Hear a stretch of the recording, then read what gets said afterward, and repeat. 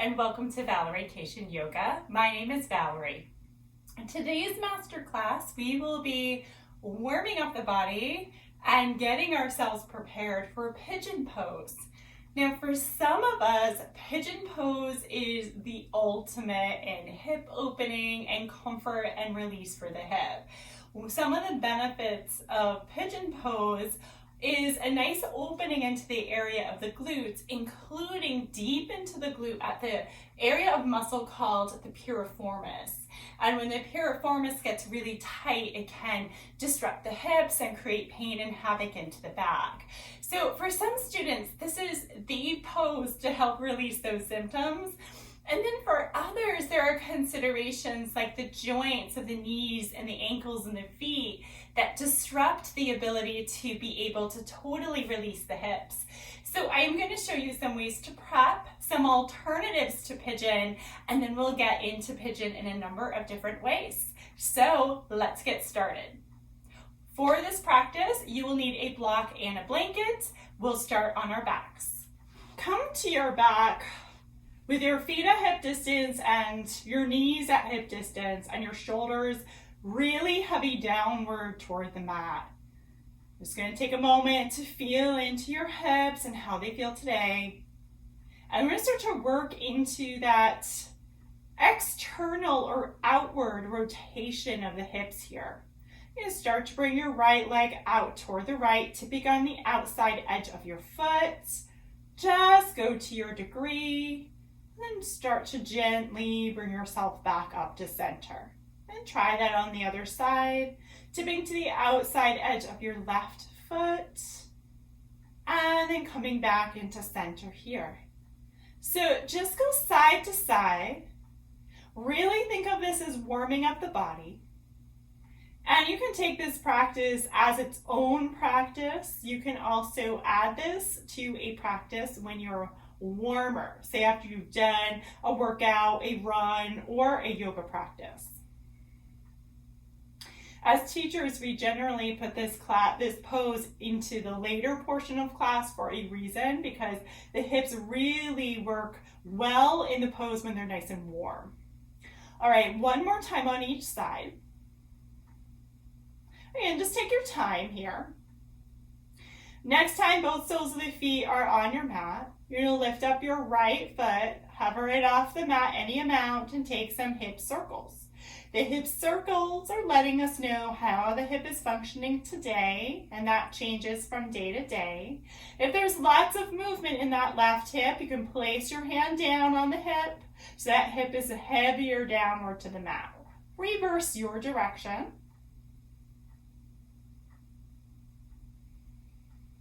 Beautiful, and then place your ankle above your left knee. So already we're coming into this figure 4 shape, and when we take this prone or on the belly, this is the orientation of the legs possibly. So check to see how this feels, how the knee might spring back toward or further away from the body. Arms come down along your side and then just rock side to side. This will be a nice check-in for the outer area of the hip on both sides.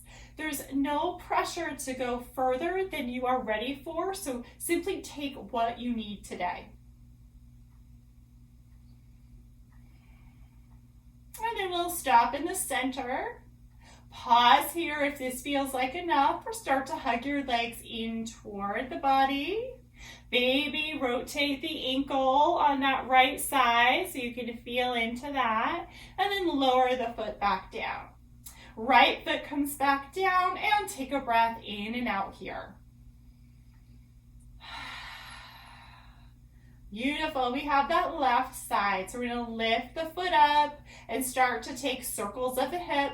Again, you can place your right hand on the top of the right hip if you want to keep it closer to the mat and reduce some of that wiggle or sway. And then reverse the direction. From here, we'll place the left ankle above the right knee. Once you do so, you'll pause and then begin that rock side to side. Take it really slow to feel.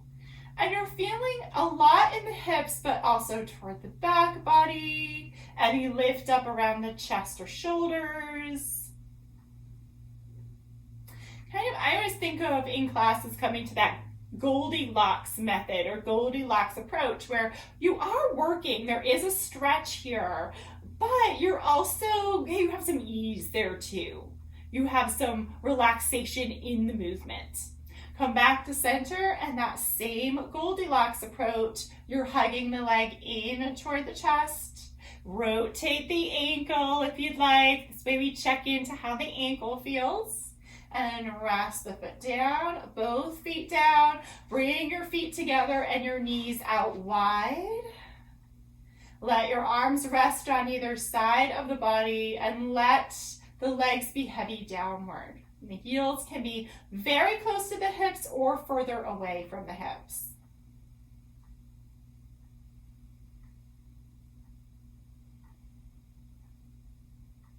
Giving this another deep breath.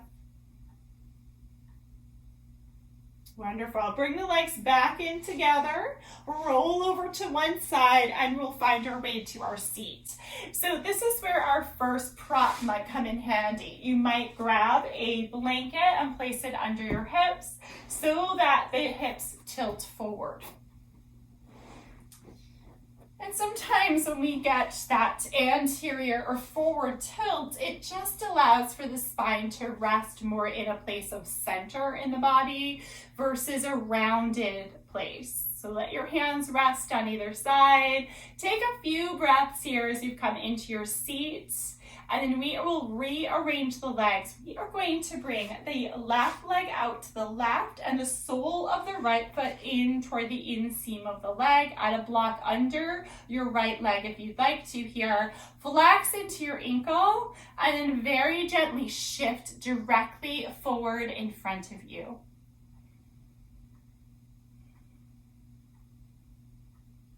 So pigeon is one of opposing actions. We have that hip extension, meaning it's lengthening going back, right? And then we have the deep hip flexion on the other side, meaning that there's a closing of that joint. So this is actually putting possibly one extended leg in a different position, meaning both hips are in that flexion. Come back up to center. Let's practice a little bit more of opening the hips by bending the left knee and bringing the heel back behind you. Now, sometimes this isn't comfortable on that inseam of the leg. You can let the hip lift a little. If I move my foot out of the way, you see there's a little bit of a space from my leg to the mat. You'll still be sitting up nice and tall, and then just take a bit of rotation to the right. Let your hands rest down. See if anything around the hips can relax. If not, get to know that. It may happen in a full variation of pigeon as well. You can stay here or start to walk your hands forward. Sometimes we'll choose to place forearms on a block or two as you shift forward. If you shift forward enough that you can bring your forehead down but it doesn't meet the floor, place a block underneath your forehead and rest here. As you find your pose, you are breathing deeply and checking to see if the breath can be full.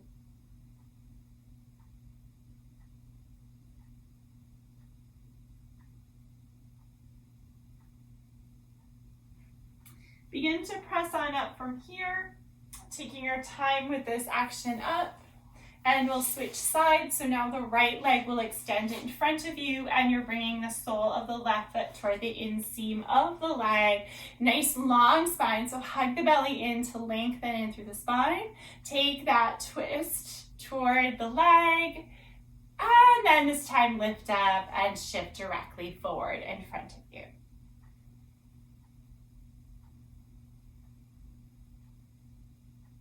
You'll only go to your degree. You want to still keep that spine neutral so that it's not rounding as you lower down. And then we'll lift on up from here, bend into the right knee, bring the heel back behind you. Again, you might adjust the hips, and then taking that twist on over toward your left side. No expectations here. If you choose to stay upright, you'll keep your spine lengthened. Otherwise, you'll come into that deeper flexion, walking the hands forward, resting on the block, forearms or forehead on block. Sometimes I just let my head hang, as that just kind of feels good along the spine.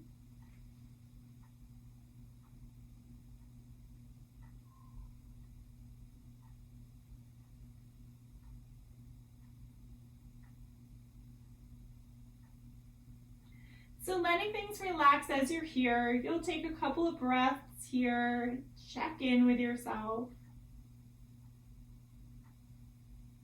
Next inhale, we're lifting back up from here and unwinding the legs so the legs can track forward. Give them a little shake out, rotate ankles, and then let's come on to tabletop position on hands and knees. Maybe you have something under your knees when you get there.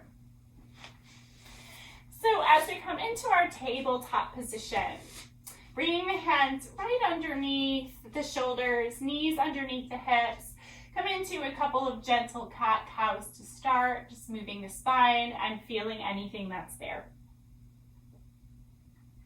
After a couple of cat-cows, we're going to start working into the pose itself. So you can certainly come through this, bringing the right knee in toward the wrist and then bringing the leg across. If for any reason that is uncomfortable or just too much, you can always tuck the toes and give yourself a little bit more space, bringing the knee in and over and then extending that left leg back behind you. You can pretend as if someone's tugging on the toe and trying to give you some length there.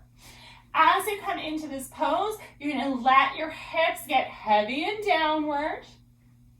Now, the right hip might be lifted up off the floor, in which case a block under that hip, just setting the hip on the block, that could be helpful. If the block is too high, but you still feel like you want support, add a blanket under the hip, and that can really let things rest downward. From here, we're walking the hands forward. Maybe it's forearms on blocks today or a bolster. Traditionally, this pose has been taken with the shin parallel with the top of the mat. I find that does not work in my body very well, and that I would almost like have to break my kneecap to get that to happen. So knowing that, sometimes that heel is going to be closer in toward the hip in this pose than you may think or realize. And it could work the shin closer to be parallel if you want to, but that would be really a personal thing that you could be working on. Otherwise, you might be working on the hips being level or that right hip getting heavier and downward.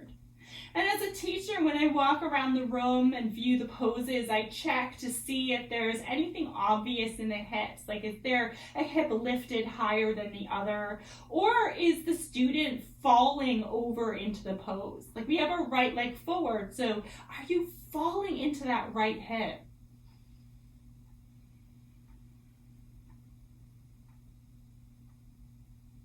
And this is a pose that could be taken for a length of time. Could be 5 or 10 breaths or longer. And for our purposes, we'll take another deep breath here. And begin to walk your hands back up under your shoulders. Lift off of any supports that you may have used. And from here, you could find your way back to your tabletop if you'd like and move the hip around in a number of different ways. Circles is a great way of doing that. All right. So let's try the left side and see what happens on that side and how that might feel. First, starting in your downward facing dog or in your tabletop position. You'll start to bring the left knee in toward the wrist crease, dial the shin across the mat as much as you can, and start to reach the right leg back behind you. You want to lift into the chest and let your hips get nice and heavy. Add any support you might want underneath the left hip, and then begin to lower down. Think of the low belly to upper belly, lower down, hands coming down, maybe forearms, or perhaps reaching the hands forward and coming all the way down, forehead on your mat.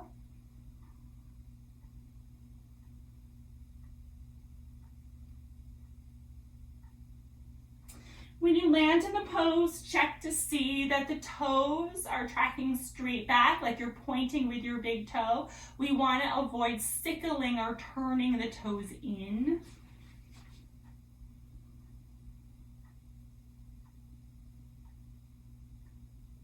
You're taking very deep breath here. So allow breath around ribs, all the way down to the hips. Anywhere else you might need a little release.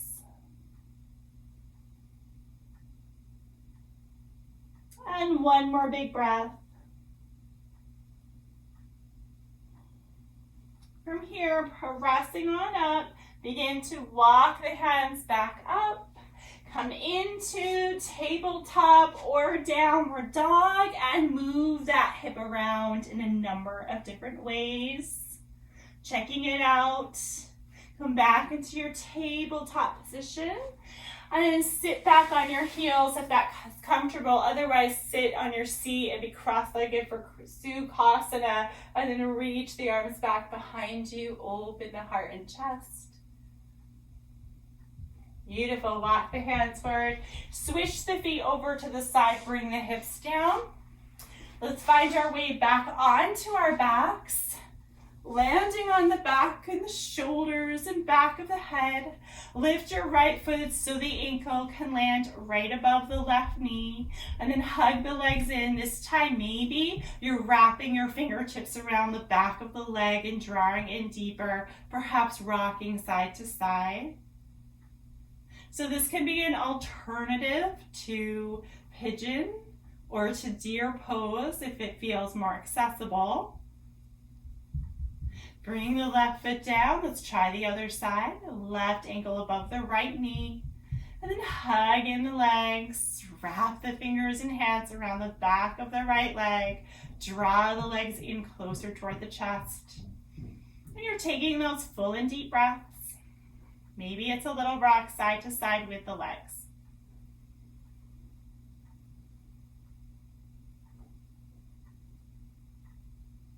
And let that foot come down. Extend your legs along the mat. Reach your arms up and overhead. Take a couple of deep breaths. Just let it set in. That full extension of the legs, a symmetrical place to land.